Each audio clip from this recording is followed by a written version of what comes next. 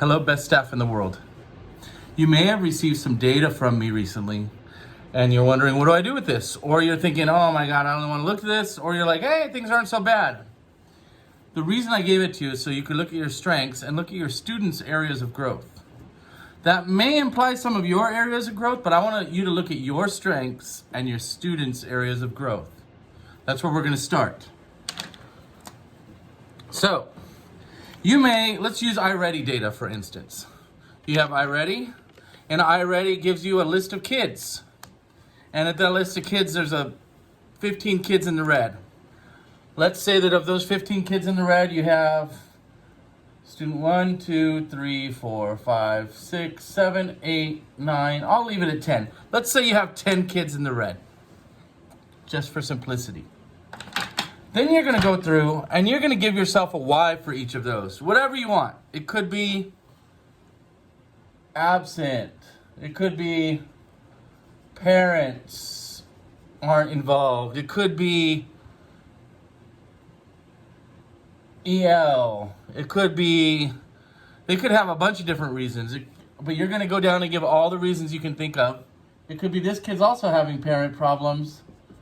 And this kid might be an SST for math and is having trouble with calculations, but you're going to categorize as many Y for the red data. So you may have, this kid's an EL, this kid's been absent, this kid's been absent, this kid's an EL, and here's another parent kid. Then you're going to go through, just suggestion, go through and identify which ones and how much, which ones are in my control and how much are they in my control. And I think one of the easiest ways to do that is put a circle around the ones that you know you can attend to within your class day. That's your contract. That's your boundaries.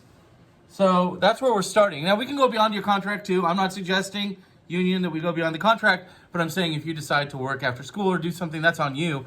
But we're starting with what's in your contract, what's systematic. And I would say your ELs are in your control because of our designated ELD or because of GLAD strategies or any other strategies you use to access higher achievement for ELs. So I'm going to put a square around those, circle around those. And then there are others that are sort of in your control. I would say parents are sort of in your control. I would underline those ones. Parents. SST is in my control a little bit, but it's also a team thing. It's not all me. So it's something that I might need extra help with, but I can also influence. Parents, though, when I say they're in my control, I can call them, I can reach out, I can try to connect them to resources, things like that. And then absences are kind of not in your control, but we have people who do have a little bit more influence over absences. Our attendance and health specialist. We have our IA right now who's working on making sure kids can catch things up. I'll talk to you about that another day. Or at least you have the principal to come to and say, what do we do about this absence? So the ones that are not really in your control, but you would like to kind of farm out to some sort of outsourcing, you're going to put a check mark by it. You could also put a question mark, whatever is good for you. Just have 3 different ways of identifying. More in my control, sort of in my control, and kind of out of my control, but we can try to fix it somewhere else. Okay? Now, what I want you to focus on first is what's in your control. I don't want you to ignore kids. I don't want you to pretend you don't have to worry about absences.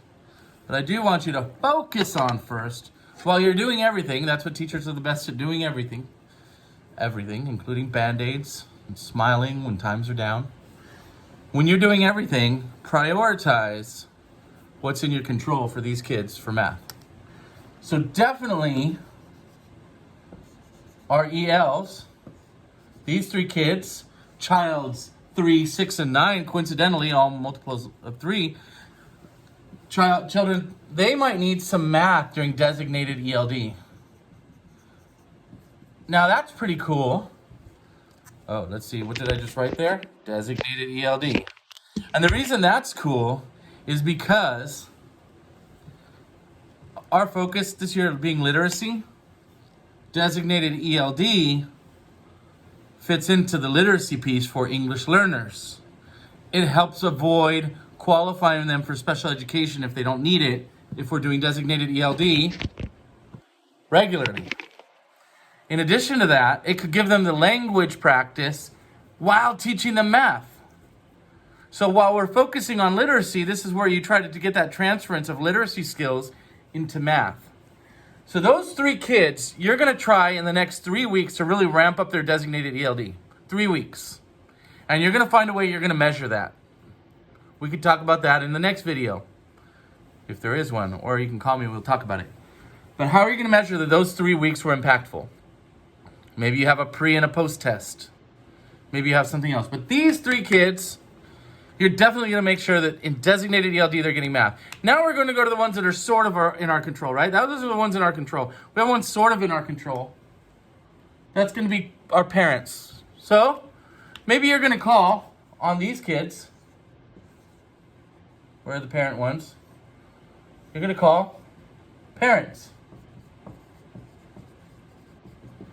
It doesn't have to be the biggest momentous occasion. It could just be a, hey parent, I just want to remind you that Johnny needs to be on iReady today.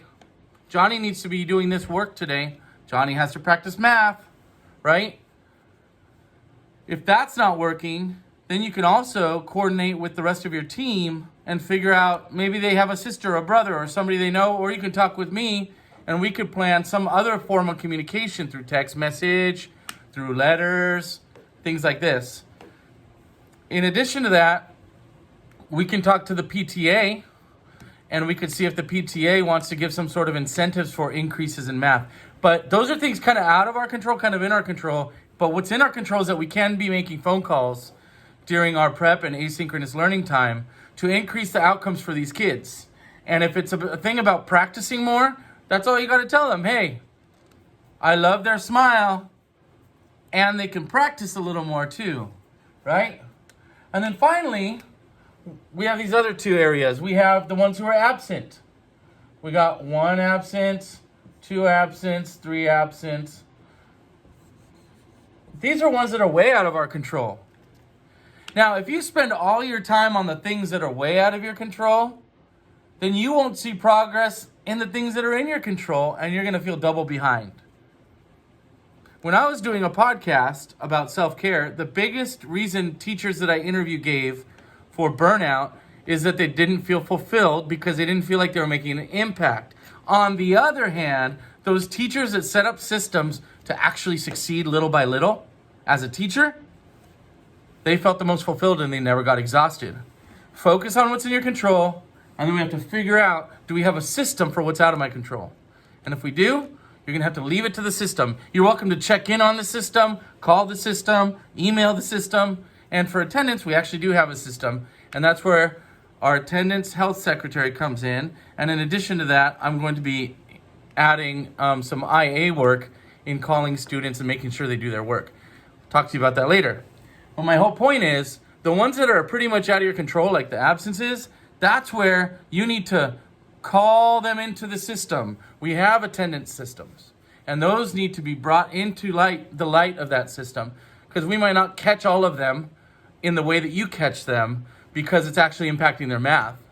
And in this case, hopefully them being on more will be with the idea that they increase their math. And as long as I know about that and the system knows about that, then we can help mitigate the damage of absences and even mitigate the amount of absences. And then you have the SST in math. That's in and out of your control because the child is already in this process. We just need to make sure it's working. So you need to communicate to the principal or to the, RTI coach, hey, my priority is that this kid gets better in math, even though it may be a reading problem, because it's really showing in math. Or whatever you need to do to make sure that the light is on them in those systems. So again, when it's out of your control, then you just want a system to be aware that this kid exists. Because the systems can usually fix what we individually can't. But if the system doesn't know that kid is struggling, then it won't be impactful. So I'm going to reiterate what I just said. You may be getting data from me soon. You get data from me soon? Why don't you look at your strengths, give yourselves a pat on the back. and then look at where your students are struggling, and then you choose some of them and categorize them as in your control, sort of in your control, and then kind of out of your control. You're going to find what you can do on each of those levels, starting with what's in your control. And you'll see immediate growth there. And then you go to the next level, which is sort of in your control, and you'll see some sort of impact simply because we're shining a light on it. And the same thing happens when you go to what's out of your control and you connect it to a system or a resource. Now you have, boom, lights and people, on the problem for those kids out of your control. That's what I suggest you do with this information. Here's a system I devised for that. It's kind of a funny looking process on here, but if you repeat this and look at it, I'm sure you'll find it pretty sequential. You take care, keep being the best teachers in the world, and that's all I got.